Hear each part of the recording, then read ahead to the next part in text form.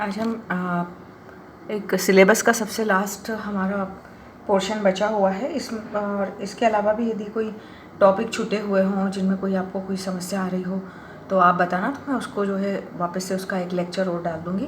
वैसे करीब करीब पूरे ही हो गए हैं। हमने अभी 2 दिन से हम इटली का यूनिफिकेशन पढ़ रहे थे। आज हम जर्मनी का एकीकरण के बारे में बात करेंगे। जर्मनी का एकीकरण जो है 1871 में हुआ और जर्मन एम्पायर पूरा एक किंगडम का निर्माण किया गया। और वहाँ पर भी जो छोटे छोटे स्वतंत्र राज्य थे, कुछ अलग अलग जो सेपरेट स्टेट्स थी, जैसे प्रशा, बवेरिया, सैक्सोनी, तो ये आपस में यूनाइट हुए 1871 में और एक बड़े राष्ट्रीय राज्य जर्मनी एम्पायर या जर्मनी किंगडम में बदल गए। और इसी जो एक इस प्रकार की जो घटना हुई, हिस्टोरिकल एक जो इस प्रकार की जो फिनोमिना घटा, उसको जर्मनी का एकीकरण कहते हैं। पहले जर्मनी क्या हुआ था कि 39 राज्यों में अलग अलग बटा था, और जिसमें ऑस्ट्रिया का साम्राज्य का अधिकार था और प्रशा राजतंत्र के का मतलब कि आर्थिक और राजनीतिक महत्व के लिए वो प्रसिद्ध थे, मतलब उन्हीं का ही प्रभाव था। तो इस तरह से देखेंगे कि फ्रेंच रिवॉल्यूशन में क्या हुआ था कि बहुत राष्ट्रवाद की जो है भावना पनपी थी और मध्यम वर्गों को स्वतंत्रता मिली थी, क्योंकि फ्रेंच की क्रांति के लिए हम समानता और बंधुत्वता और भ्रातृत्व, ये सारा सब हम देखते हैं, इक्वालिटी की जो भावना है, तो उसको देख करके जर्मनी जो है बहुत प्रभावित हुआ था। और इसमें फ्रांस की क्रांति के अंतर्गत नेपोलियन ने भी अपने बहुत सारी विजय यात्रा की थी, और उसके अंतर्गत विजय यात्रा में जर्मनी जो राज्य था उसको राइन संघ के अंतर्गत कर लिया था। राइन संघ मतलब कि उसके अपने कुछ जो पोप के जो लोग थे, बड़े बिशप्स थे, उनका ही अधिकार चलेगा। इस तरह से उसने जो है एक बड़ा जो है राइन संघ जो है बनाया था नेपोलियन ने, और जर्मन राज्य के अंतर्गत मतलब जर्मनी को भी राइन संघ के अंतर्गत उसने ऑर्गेनाइज कर लिया था। और इस तरह से जर्मन राज्य को इस बात के लिए भी जो है एहसास हुआ था कि हमको अपना अलग से स्वतंत्र रहना चाहिए। और जर्मनी में एकता की भावना का प्रसार इसलिए हुआ क्योंकि उसने ये फ्रांस में देखा था, और इसीलिए फिर उसमें भी जो है एकता की भावना का प्रसार हुआ। और यही कारण था कि जर्मन राज्यों ने जो है वियना कांग्रेस में जब वियना कांग्रेस हुई थी तो वहाँ पर जो है जर्मन राज्य में एकता की बात जो है चली थी, और सबसे पहले प्रस्ताव और सबसे पहले बात यही की गई थी कि किस तरह से जो है जर्मन राज्यों में एक यूनिफिकेशन की बात की जाए। लेकिन उस पर वियना कांग्रेस में इस बात को लेकर के कोई भी ध्यान जो है नहीं दिया। अब एकीकरण के लिए जर्मनी ने क्या कार्य किया? सबसे पहले विभिन्न राज्यों ने, जर्मन के जो अलग अलग राज्य थे, तो उन्होंने टोल टैक्स के अलग मतलब कि अलग अलग नियम थे पहले टोल टैक्स के, चुंगी करके। जैसे बाहर से जो व्यापार जहाज लेकर के आते थे तो सबके अपने अपने नियम चलते थे, तो व्यापारिक विकास में अड़चनें आती थी, एक तरह से यूनिफॉर्मिटी नहीं थी। तो इस चीज़ को दूर करने के लिए जर्मन राज्यों ने क्या किया? एक बड़ा टोल ऑर्गेनाइजेशन का निर्माण किया, चुंगी संघ का निर्माण किया। और ये ऐसा था कि हर जगह जो है उसने चुंगी कर फिक्स कर दिए थे। एक तरह से ये जैसे अपन प्राचीन भारत में देखते हैं ना कि श्रेणी संगठन हुआ करते थे, गिल्ड्स होती थी, इसी तरह से उन्होंने टोल ऑर्गेनाइजेशन किया था, एक बड़ा व्यापारिक संघ था। और इसका अधिवेशन भी जैसे चुनाव होते थे तो वैसे ही इसका अधिवेशन सेशन जो है एवरी ईयर होता था, संघ का निर्णय माना जाता था। और जर्मन राज्यों में एक ही प्रकार के अब सीमा शुल्क लागू कर दिए गए थे। और इसके साथ में अब क्या हुआ? जर्मनी राज्य को इनका आर्थिक विकास हुआ, इकोनॉमिक डेवलपमेंट हुआ था, और उनमें यूनिटी भी आई थी। और इस तरह से आर्थिक एकीकरण से मतलब पहले ये इकोनॉमिक यूनिफिकेशन हुआ, आर्थिक एकीकरण हुआ, और उसके बाद में फिर जो है ये पॉलिटिकल यूनिटी आई, राजनीतिक एकता की भावना उनके अंतर्गत आई। और इस तरह से ये एक पहला और बहुत महत्वपूर्ण कदम था, आर्थिक विकास। ठीक है। अब जर्मनी के एकीकरण में क्या हुआ? जब 1860 में इटली की राष्ट्रीय एकता का कार्य पूरा हो गया था, मतलब इटली का जो यूनिफिकेशन हुआ, तो जर्मनों को भी ऐसा लगा, जर्मनी राज्य को, कि एकीकरण हम लोग भी कर सकते हैं और अलग से जो है हमको भी ऐसी प्रभुत्वता प्राप्त होगी। क्योंकि इटली के एकीकरण का कार्य इधर जो है पिडमॉन्ट के राजा के नेतृत्व में हो रहा था। जो पिडमॉन्ट का राजा था एमिन्यूअल, है ना, कल पढ़ा था हम लोगों ने। तो पिडमॉन्ट का जो राजा था वो इटली के एकीकरण को देख रहा था। और इस तरह से जर्मन के भी देशभक्त ने जर्मन के जितने भी देशभक्त थे तो उन्होंने भी जो है प्रशा के नेतृत्व में जर्मनी के एकीकरण के कार्य को संपन्न करने का निश्चय किया। मतलब इटली का एकीकरण में पिडमॉन्ट के राजा ने इंटरफियर किया, उसी प्रकार से जर्मनी के एकीकरण में प्रशा का जो राजा था उसने इंटरफियर किया था। अब क्या हुआ था, बिस्मार्क का अभ्युदय हुआ और बिस्मार्क ने जर्मनी के एकीकरण को बहुत सुगम रास्ता प्रदान कर दिया था। क्योंकि कोई भी एक नायक होता ही है, वो महानायक बन जाता है। जैसे भारतीय स्वतंत्रता संग्राम में गांधी जी बने और बहुत सारे जो है गरम दल, नरम दल, ऐसे बहुत सारे नेता आए, तो उन्होंने किस तरह से जो है देश को आज़ाद करवाया। तो इसी तरह एक जो है नायक का उदय होता ही है। तो जर्मनी के एकीकरण में भी बिस्मार्क का बहुत महत्वपूर्ण था। वो भी जैसे अपन बलबन का पढ़ते हैं ना, रक्त और लोह की नीति, तो उसी तरह से मतलब कि या तो मानो नहीं तो फिर गर्दन उसकी काट देता था। तो इस तरह से जो है वो लोकतंत्र मतलब डेमोक्रेसी में, वो पार्लियामेंट्री जो सिस्टम था उसमें उसकी कोई रुचि नहीं थी। वो सेना और राजनीति के कार्य में ज़्यादा से ज़्यादा मतलब मिलिट्री वाले कार्य में ज़्यादा उसको रुचि रखता था। और इस तरह से उसने जो है सैनिक दृष्टि से यूरोप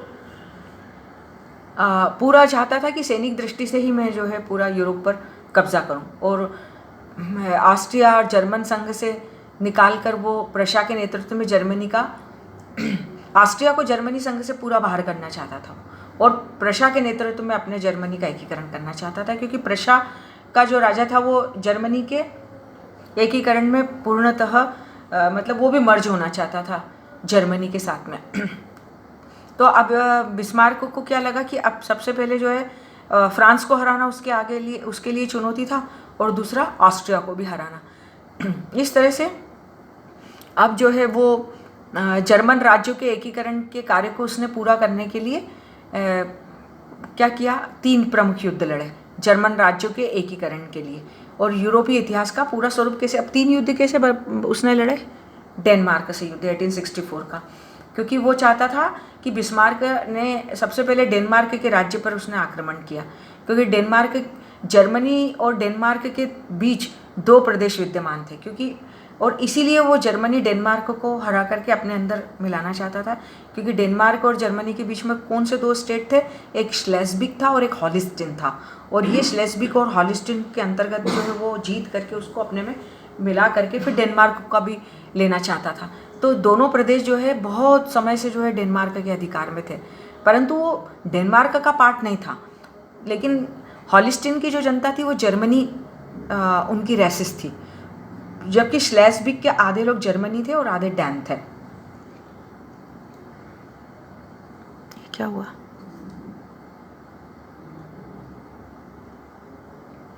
तो मैं थोड़ा सा ये ऊपर नीचे हो गई। ये डेनमार्क से युद्ध हुआ, फिर उसके बाद में एक गेस्टिन का समझौता हुआ। डेनमार्क में उसने आक्रमण कर दिया, है ना, श्लेस्विग और हॉलिस्टीन को अपने पोजीशन में लेने के लिए। फिर वहाँ पर एक गेस्टिन का समझौता, कि युद्ध के बाद एक समझौता होता है, तो इसलिए डेनमार्क के युद्ध के बाद एक गेस्टिन का समझौता हुआ। इसके अनुसार श्लेस्विग और हॉलिस्टीन के प्रदेश डेनमार्क से ले लिए गए, परंतु इसमें आपस में बांटने के लिए, इसका जो लूट का माल आया था तो उसको बंटवारे के लिए जो है प्रशा और ऑस्ट्रिया में दोनों में संघर्ष हो गया कि मैं ये लूँ, मैं वो लूँ, मैं ये इतना क्षेत्र लूँ, मैं उतना क्षेत्र लूँ। तो प्रशा और ऑस्ट्रिया में दोनों में मतभेद हो गए और इसलिए दोनों में कटुता उत्पन्न हो गई। इस तरह से ऑस्ट्रिया जो है युद्ध के पक्ष में नहीं था, क्योंकि उस वक्त वो कमज़ोर हो गया था। और प्रशा क्या चाहता था कि ऑस्ट्रिया को जर्मन राज्य संघ में कमज़ोर करना चाहता था। वो नहीं चाहता था कि जर्मनी की यूनिफिकेशन में ऑस्ट्रिया जो है मतलब आ जाए। इसलिए दोनों के बीच जो है 1865 में किस के बीच में, प्रशा और ऑस्ट्रिया के बीच में जो श्लेस्विग और हॉलिस्टीन के बंटवारे को लेकर के जो समझौता हुआ वो गेस्टिन समझौता हुआ। और 14 अगस्त 1865 में गेस्टिन नामक स्थान पर एक समझौता हुआ जिसे गेस्टिन समझौता कहा जाता है। याद रखना, इसमें शॉर्ट नोट पूछा जाता है। अब गेस्टिन समझौता बहुत एक बिस्मार्क चाहता था कि दोनों को लड़वा दें और फिर उसके बाद में वो अपना फ़ायदा देखना चाहता था। सच तो यही था। तो ये समझौता जो है बिस्मार्क की कूटनीतिक विजय थी, क्योंकि वो चाहता भी यह था और अस्थायी समझौता मानता था इससे। क्योंकि उसको पता था बहुत ज़्यादा वो इसमें सिर्फ कूटनीति की चाल चलेगा। और बिस्मार्क चाहता था कि ऑस्ट्रिया को युद्ध में परास्त कर उसे जर्मनी संघ से बहिष्कृत करना चाहता था। तो इसीलिए उसने इस श्लेस्विग और डेनमार्क विजय के कारण जो श्लेस्विग और हॉलिस्टन पर जो कब्जा किया था, तो आपस में ऑस्ट्रिया और प्रशा को लड़वा दिया था। और क्योंकि वो ऑस्ट्रिया को अपने जर्मन संघ में नहीं लेना चाहता था, उसको बाहर करना चाहता था और प्रशा को अंदर लेना चाहता था, तो वो अपने आप हो गया काम। इस दिशा में उसने तैयारी करनी आरंभ कर दी। और ऑस्ट्रिया यूरोप का एक महत्वपूर्ण राज्य था और उस पर आक्रमण करने से अंतर्राष्ट्रीय संबंधों पर असर पड़ सकता था। तो फिर दूसरे राष्ट्रों से उसके संबंध बिगड़ जाते, तो वो अपने आप ही ऐसे कूटनीति चाल उसने चली। और बिस्मार्क जर्मनी के एकीकरण में उसने क्या किया, फ्रांस से युद्ध करना उसको आवश्यक था। तो क्योंकि फ्रांस के अंतर्गत जो है जर्मनी के 4 राज्य जो है वो शामिल थे और युद्ध के बिना जो है वो वापस से अपने अंदर नहीं, अपने जर्मन में राज्य में संघ में शामिल करना असंभव था। तो फ्रांस ऑस्ट्रिया के विरुद्ध था। उधर ऑस्ट्रिया के विरुद्ध प्रशा की विजय से अपने को अपमानित महसूस कर रहा था उधर फ्रांस। तो दोनों के बीच चलने वाला युद्ध दीर्घकाल तक होगा, परंतु यह युद्ध जल्दी समाप्त हुआ और इसमें प्रशा को सफलता मिली।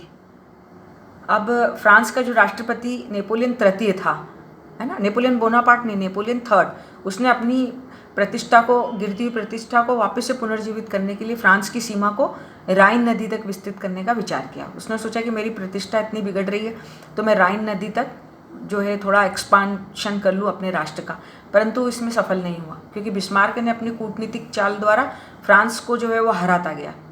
और इधर नेपोलियन ने हॉलैंड से लग्जमबर्ग लेना चाहा, क्योंकि नेपोलियन चाहता था कि हॉलैंड से लग्जमबर्ग ले ले, लेकिन बिस्मार्क ने यह विरोध कर दिया, तो वो ले भी नहीं पाया लग्जमबर्ग इधर, और दोनों के बीच में कटुता हो गई।